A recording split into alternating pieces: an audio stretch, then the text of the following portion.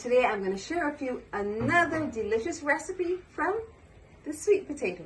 This is a perfect snack for kids and adults. We will be making sweet potato crisps. So let's go over the ingredients. We have 1 large sweet potato. Now if you have a mandolin, you can take the mandolin and slice the sweet potato. You're going to get them even, uniform. But if you don't have a mandolin, you can still do this. We'll improve your knife skills by taking the knife and cutting each potato slice thinly so it almost looks like it's see-through.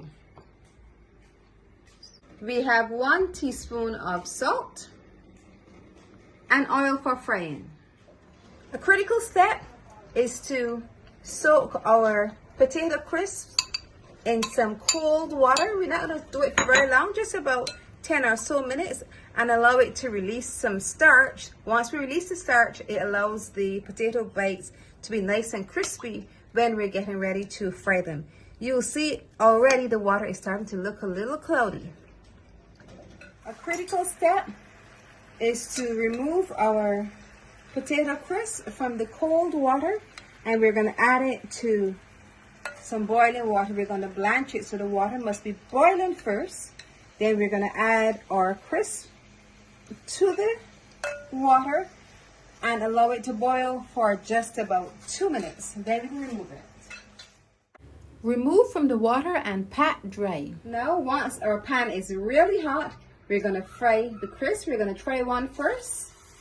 Hear that sizzle? That means it's perfect. So we're going to drop them in, as many as can fit, and allow it to get golden brown. It should take about 2 to 3 minutes, especially if your pan is really hot. Our crisps are done, so we are going to remove the last batch. We'll allow it to cool, then we're going to taste it. Our sweet potato crisps are done. It's now time to taste.